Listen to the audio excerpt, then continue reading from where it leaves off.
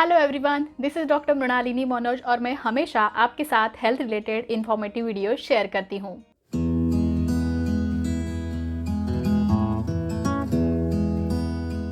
आज हम जानेंगे कि ओव्यूलेशन क्या होता है, ओव्यूलेशन कब होता है, ओव्यूलेशन क्यों होता है, ओव्यूलेशन का कोई इंपॉर्टेंस है, महत्व होता है और क्या ओव्यूलेशन के कोई लक्षण होते हैं जिसे आप ये जान सके कि जी हाँ, आपकी बॉडी में ओव्यूलेशन हो रहा है। तो विदाउट एनी फर्दर गपशप, लेट्स स्टार्ट द वीडियो। सबसे पहले कि ओव्यूलेशन क्या होता है।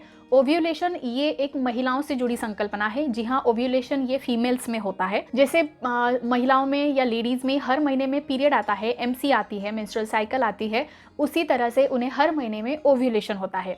एमसी क्या होता है, इस पे एक ऑलरेडी डिटेल वीडियो मैंने शेयर कर दिया है, जाके जरूर चेक कर लेना। ओव्यूलेशन को हिंदी में अंडोत्सर्ग या फिर आम भाषा में अंडा फूटना, इसके अलग अलग नामों से जाना जाता है। इसमें और डिटेल में हम बात करेंगे। ओव्यूलेशन के बारे में सबसे पहला सवाल ये आता है कि लेडीज को या फिर गर्ल्स को कौन सी एज में ओव्यूलेशन प्रोसेस स्टार्ट हो जाता है। तो लड़कियों को जब पीरियड आना शुरू हो जाता है, पीरियड आना शुरू होने के बाद से लेकर 6 महीने से लेकर 2 साल का वक्त जब तक हो जाता है, तकरीबन सभी लड़कियों में ओव्यूलेशन प्रोसेस शुरू हो जाता है तब तक। दूसरा सवाल आता है कि ओव्यूलेशन कब होता है बॉडी में। तो ओव्यूलेशन ये प्रोसेस एक्चुअली पीरियड्स के आने के 14 दिन, ठीक 14 दिन पहले ओव्यूलेशन होता है। मतलब ovulation occurs 14 days prior to menstruation. मतलब पीरियड जब आने वाला होता है उसके ठीक 14 दिन पहले ओव्यूलेशन प्रोसेस हो जाता है। ओव्यूलेशन और पीरियड्स, इनके बीच का 14 दिन का गैप हमेशा फिक्स होता है। इस पर मैंने ऑलरेडी कैलेंडर मेथड का वीडियो आपके साथ शेयर किया है। अगर आप डिटेल में फिर से जानना चाहते हैं तो #कैलेंडर जरूर लिखिएगा कमेंट में। उसके बाद एक बहुत इंपॉर्टेंट सवाल आता है कि ओव्यूलेशन आखिर होता क्यों है। तो बात को पहले समझे कि फीमेल्स में 2 ओवरी होती है, राइट साइड में और लेफ्ट साइड में। हर महीने में किसी भी एक तरह की साइड के ओवरी से अंडे बढ़ना शुरू होता है। जब पीरियड स्टार्ट हो जाता है तो पीरियड के सेकेंड डे से 7 से 10 अंडे एक साथ बढ़ना एक ओवरी में शुरू हो जाता है। 7 से 10 अंडे एक साथ बढ़ते हैं। कुछ दिनों बाद, तकरीबन 5 या 6 दिनों के बाद, उन 7 या 10 अंडों में से जो अंडा बेस्ट होता है वो एक ही अंडा आगे बढ़ना शुरू होता है। बाकी के जो अंडे बढ़ना शुरू हो जाते हैं वो रिग्रेस हो जाते हैं, नष्ट हो जाते हैं, वैनिश हो जाते हैं। शुरुआती दिनों में वो अंडे सब एक ही साथ में एक ही ग्रोथ रेट से बढ़ते होते हैं, लेकिन उसमें से जब एक वन ऑफ द बेस्ट आपका सिलेक्ट हो जाता है तो बाकी के अंडे रिग्रेस हो जाते हैं और वो एक ही अंडा ऐसा होता है जो आगे फुल्ली मैच्योर होने तक अपनी साइज बढ़ता रहता है। और जो अंडा इस तरह से सिलेक्ट होता है, जो आगे बढ़ता है, उसे हम डोमिनेंट फॉलिकल कहते हैं। ये डोमिनेंट फॉलिकल बढ़ते बढ़ते उसकी साइज जब 18 to 20 mm हो जाती है, तब उसे हम कहते हैं कि फुल्ली मैच्योर फॉलिकल हो चुका है। मतलब इस अंडे में अब जो स्त्रीबीज है उसकी मैच्योरिटी अच्छी तरह से पूरी हो गई है। अब इस अंडे को फूट जाना चाहिए। तभी जब ये अंडा 18 से 20 mm हो जाता है तो वो अपनी फीमेल्स की बॉडी में एक हार्मोन की बढ़ोतरी होती है, एक हार्मोन की लेवल बढ़ती है जिसे हम कहते हैं LH हार्मोन, ल्यूटिनाइजिंग हार्मोन। और इस हार्मोन का अचानक से बढ़ना, इस चीज को कहा जाता है luteinising surge, LH luteinizing hormone surge यानी LH सर्ज। और जैसे ही बॉडी में ये LH सर्ज आता है वैसे ही ये फॉलिकल जो फुल्ली मैच्योर हो चुका है, ये फॉलिकल अपने आप रप्चर होता है। ये फॉलिकल रप्चर होना यानी अंडा फूटना, इस प्रोसेस को ही ओव्यूलेशन कहा जाता है। जैसे ही अंडा फूटता है उसमें से स्त्री बीज यानी ओवम बाहर पड़ता है। अब सवाल था कि ओव्यूलेशन आखिर होता क्यों है। तो जी हाँ, जैसे ही ये ओव्यूलेशन प्रोसेस होगा, अंडा फूटेगा, रप्चर होगा, उसमें से स्त्रीबीज अवेलेबल होगा। ये स्त्रीबीज फैलोपियन ट्यूब्स में जाके रुकेगा, जहाँ पे वो शुक्राणुओं के साथ फलित होगा, फर्टिलाइजेशन प्रोसेस होगा और बच्चे की निर्मिति होगी। अगर ओव्यूलेशन प्रोसेस हुआ ही नहीं, अंडा फूटा ही नहीं, तो स्त्रीबीज कहाँ से अवेलेबल होगा और फर्टिलाइजेशन कैसे होगा और बच्चा कैसे ठहरेगा। तो एक्चुअली ये प्रोसेस, फर्टिलाइजेशन प्रोसेस होने के लिए या फिर रिप्रोडक्शन होने के लिए हमारी अगली पीढ़ी को जन्म देते आना चाहिए। इसलिए महिलाओं में ये ओव्यूलेशन प्रोसेस होती है, जो कि बहुत इंपॉर्टेंट होती है। अब कुछ लोग कहते हैं कि ठीक है, ये तो होता ही है बॉडी में, फिर इसे ओव्यूलेशन को जानना क्यों ज़रूरी है, हमें इसके बारे में जानना क्यों ज़रूरी है। तो इसके लिए मैं बता दूं आपको कि ये जो ओव्यूलेशन प्रोसेस हो जाता है, अंडा फूटता है, उसमें से स्त्रीबीज निकलता है। अंडा फूटने के बाद जो स्त्रीबीज रिलीज होता है, ये स्त्रीबीज सिर्फ 24 घंटों तक ही शरीर में जीवित रहता है, स्त्री के शरीर में। ठीक है, अगर उस 24 घंटों में वो स्त्रीबीज शुक्राणुओं के साथ, स्पर्म्स के साथ फलित हो जाता है, फर्टिलाइज हो जाता है, तो ही आपको उस महीने में प्रेगनेंसी रहेगी। अगर उन 24 घंटों में वहाँ पे शुक्राणु अवेलेबल नहीं होंगे, आप रिलेशन नहीं बनाएंगे और शुक्राणु वहाँ पे अगर अवेलेबल नहीं है, तो उस महीने में आपको प्रेगनेंसी नहीं ठहरती है और प्रेगनेंसी के लिए आपको फिर से अगले महीने का ओव्यूलेशन पीरियड का वेट करना पड़ता है। इसीलिए अगर आप प्रेगनेंसी प्लान करना चाह रहे हैं तो आपको ओव्यूलेशन जरूर जान लेना चाहिए। इसी से जुड़ा हुआ एक अगला सवाल आता है कि अगर मैं ओव्यूलेशन को जानकर प्रेगनेंसी प्लान करूं तो मुझे ओव्यूलेशन के पहले रिलेशन रखने चाहिए या ओव्यूलेशन के बाद रिलेशन रखने चाहिए। बहुत ही प्रैक्टिकल सवाल हो जाता है पूछना। तो हमारे ओपिनियन में हम हमेशा पेशेंट को ये जवाब देते हैं कि आपको ओव्यूलेशन के पहले, ओव्यूलेशन के दिन और ओव्यूलेशन के बाद के दिनों में भी रिलेशन बनाए रखने चाहिए, क्योंकि जैसे मैंने कहा कि ये स्त्रीबीज अंडा फूटने के बाद सिर्फ 24 घंटों तक जीवित रहता है, राइट। उसी तरह से शुक्राणु जो होते हैं वो रिलेशन रखने के बाद स्त्री के शरीर में 72 घंटे तक जीवित रह सकते हैं। जी हाँ, पुरुषों के शुक्राणु स्त्री के शरीर में एंट्री करने के बाद 72 घंटे तक जीवित रह सकते हैं।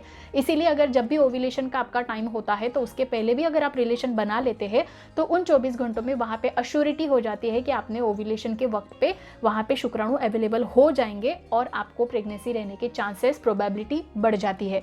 इसके लिए आपको हमेशा ओव्यूलेशन के पहले, ओव्यूलेशन के दिन और ओव्यूलेशन के बाद के दिनों में भी रिलेशन रखने चाहिए। अब सबसे इंपॉर्टेंट सवाल, क्या ऐसे कोई लक्षण दिखते हैं शरीर पे जिससे हम जान पाए कि जी हाँ, बॉडी में अब ओव्यूलेशन हो रहा है? तो जी हाँ, आपकी बॉडी आपको कई सारे सिम्टम्स दिखाती है, साइंस दिखाती है। तो इसके लिए आपको कीन ऑब्जर्वर बनना पड़ेगा, ध्यान से ध्यान रखना पड़ेगा। सबसे पहला एक सिम्टम जो बॉडी दिखाती है वो होता है बेसल बॉडी टेम्परेचर। इसमें आपको सिर्फ ये करना है कि ब्लीडिंग जिस दिन चालू हो जाता है वो पीरियड का पहला दिन होता है, उस दिन से सुबह का एक वक्त तय कर लीजिए 6:30, 7, 7:30 बजे, और उसी वक्त हर रोज आपको सुबह आपका थर्मामीटर से बॉडी टेम्परेचर को मेजर करना है। आप एक्जिला में भी कर सकते हैं।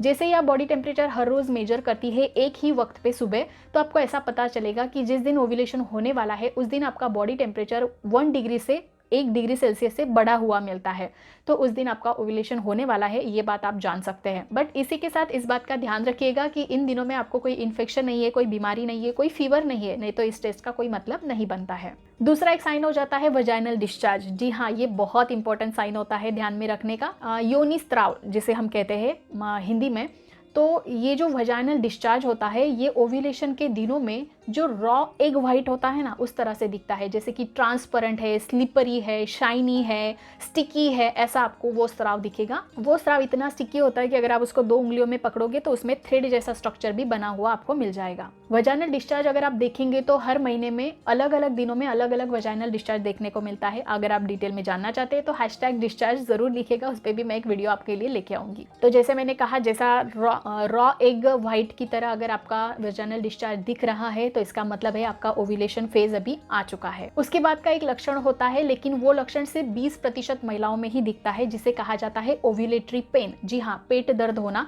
जिसे हम मेडिकल टर्म में मिटल्स मर्ज भी कहते हैं। ये दर्द पेट में निचले हिस्से में, लोअर एब्डोमेन में मोस्टली होता है। जिस भी साइड पे आपका ओव्यूलेशन होने वाला है, राइट साइड पे या लेफ्ट साइड पे, उस साइड पे आपको पेट दर्द दिखाई देता है।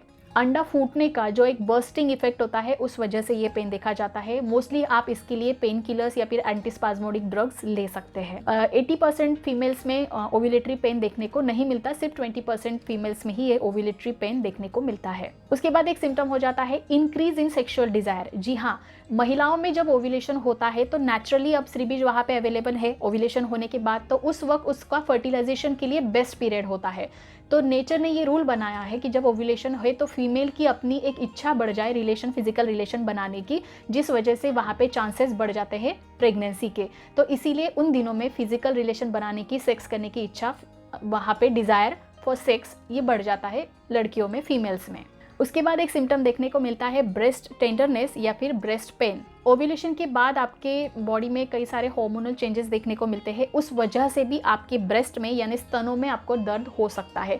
तो अगर ऐसा हो रहा है तो इसको भी आप एक साइन के तौर पे ले सकते हैं। उसी के साथ साथ कुछ और लक्षण भी होते हैं, जैसे आपका एनर्जी लेवल बढ़ जाता है, आपकी बॉडी में वाटर रिटेंशन बढ़ जाता है। ऐसे भी कई सारे लक्षण महिलाओं में ओव्यूलेशन के दिनों में देखे जाते हैं। ओव्यूलेशन के लिए एक बहुत ही इंपॉर्टेंट ओव्यूलेशन किट का भी इस्तेमाल किया जाता है, लेकिन ये वीडियो अभी काफ़ी लेंदी हो चुका है, तो मैं इस पर एक डिटेल वीडियो आपके लिए लेके आऊँगी ओव्यूलेशन किट के बारे में। अगर आप जानना चाहते हैं तो #किट ज़रूर लिखिएगा, ताकि मुझे पता चले कि आप सच में जानना चाहते हैं ओव्यूलेशन किट के बारे में। उसी के साथ साथ अगर आपका ओव्यूलेशन के बारे में कोई सवाल है तो कमेंट सेक्शन में लिखिएगा, ताकि ओव्यूलेशन किट वाले वीडियो में मैं आपके साथ वो पूरा डिटेल में और शेयर कर सकूं। आई होप इस वीडियो में भी ओव्यूलेशन के बारे में कई सारे आपके डाउट्स क्लियर हो गए होंगे। इसी तरह के इन्फॉर्मेटिव वीडियोस हमेशा देखने के लिए चैनल को सब्सक्राइब करके रखिए।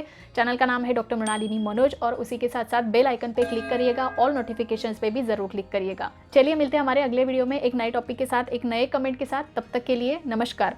और हाँ, इनफर्टिलिटी प्रेगनेंसी रिलेटेड वीडियोस हमेशा देखते रहिए और सवाल पूछते रहिए। नमस्कार।